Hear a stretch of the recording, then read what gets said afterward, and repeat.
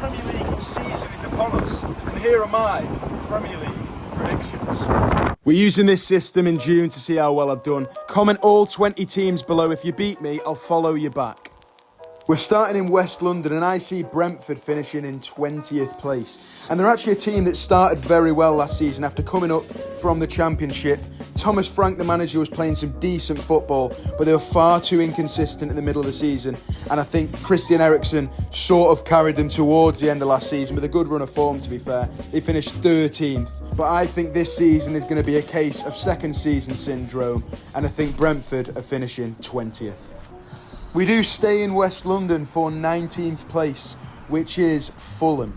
Now, Fulham are actually a really decent side. The football they play is quite an attractive style, and they did win the Championship last season with 90 points. They broke many a record along the way as well, and Alexander Mitrovic, their striker, was scoring for fun, breaking the Championship goal-scoring record. But I feel Fulham struggle to reacclimatise to the Premier League when they come up. They've done it before, and they just can't play the same football they do in the Championship, which is why I'm picking them as 19th place, Fulham, to be relegated.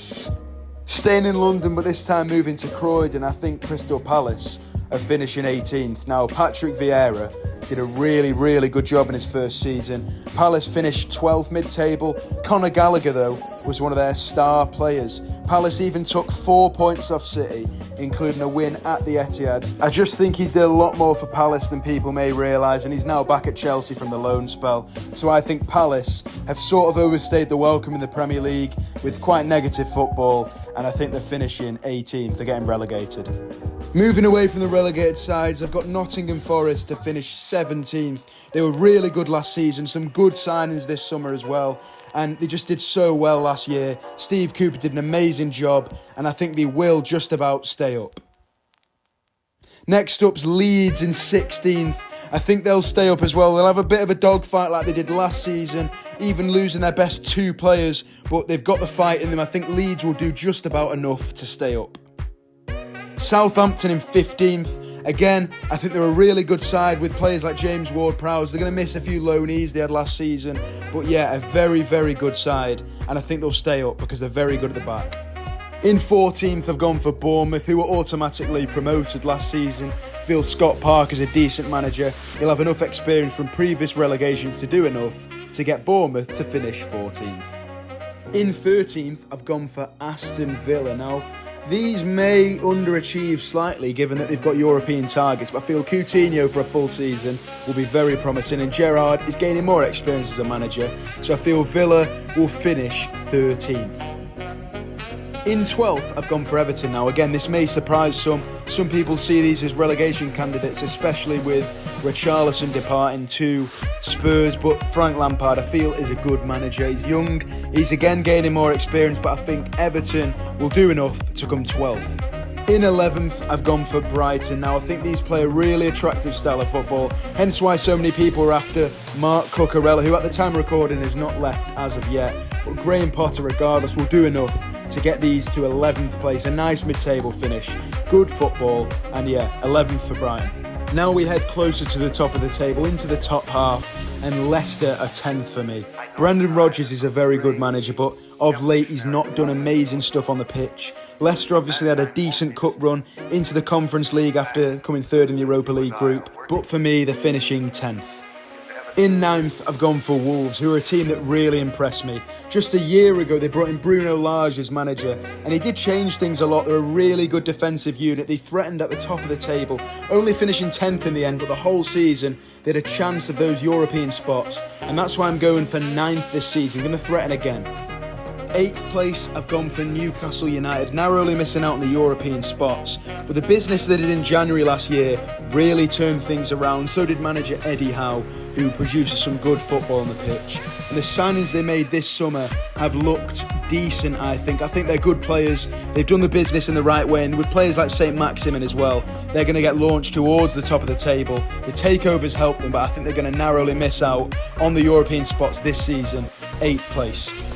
In 7th, I've gone for United. It's likely to be a Europa Conference League spot, but it's not guaranteed. I think the new manager, Erik ten Hag, may do some stuff early on, but I think long term, the new signings he's made aren't going to settle in too well. I think Ronaldo could be a big issue behind the scenes, disrupting the dressing room despite his goals, and I think United are rotten to the core. They're finishing 7th.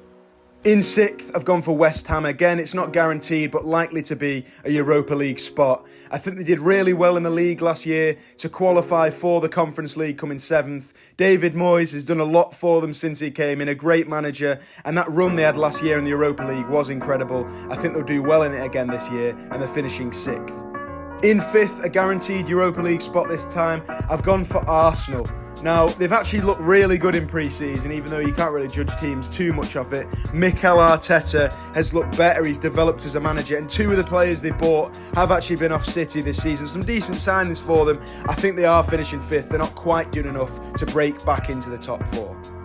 In 4th, I'm going to go for Tottenham Hotspur, who will improve from the previous season, but will remain in the same position in their first ever full season under Conte. Some decent looking signings so far, he's made a lot of them, but I think the key players for Spurs again will be that Kane and Son link up. As long as they stay fit, Spurs are going to be on the road to something good. I can see them coming 4th, but not winning a trophy. In 3rd, I've gone for Chelsea, and I've seen a lot of people rank these outside the top 4, but Thomas Tuchel for me is a good manager. He's got a good system, and despite losing quite a few key players to loans, etc., he's brought in some decent signings, and I think the new ownership at Chelsea have done well. Pre-season, I don't think it went amazing, but I think Chelsea are definitely going to do enough to get that 3rd spot. I think they're still a good side. In 2nd, of course, I've gone for Liverpool. And Jurgen Klopp again showed he is a good manager, coming just 1 point away from City last season. But it's not going to be enough for Liverpool. Mo Salah is going to be scoring a lot of goals again, but I don't think he'll be the same force he has been with Mane leaving to Bayern Munich. The guy they brought in, Nunes, for me, is not going to be incredible. He might get a few goals, but for me, Liverpool are not going to do enough. They're going to finish 2nd again.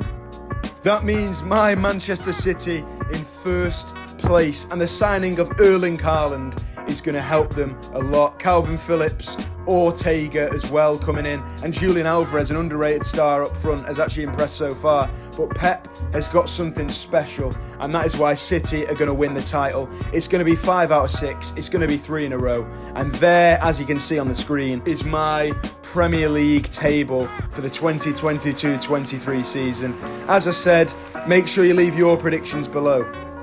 Now into predicting some other things. I think the Golden Boot is going to go to the one and only Erling Haaland, narrowly beating Mo Salah and Harry Kane. The Playmaker Award for the most assists is going to go to Kevin De Bruyne, who other than that man.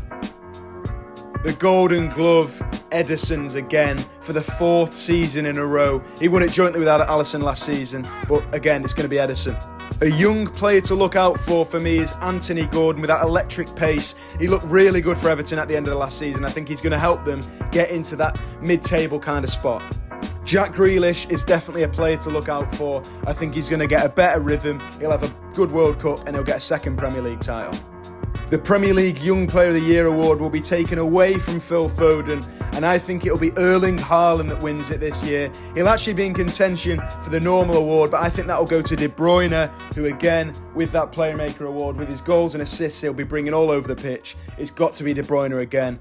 They were my predictions. If you want to join my Fantasy Premier League, click the first link in the description or use the code on screen, and I'll be delighted to have you all in there. There's around 3,000 in there so far, but make sure you comment your predictions below. I want to see all 20 teams in a comment, and anyone that beats me can have a follow back. All you got to do at the end of the season, screenshot it, prove you've beaten me, easy follow back, and I hope you enjoyed the video. We'll be back at the weekend for a game against West Ham, and I'll see you next time.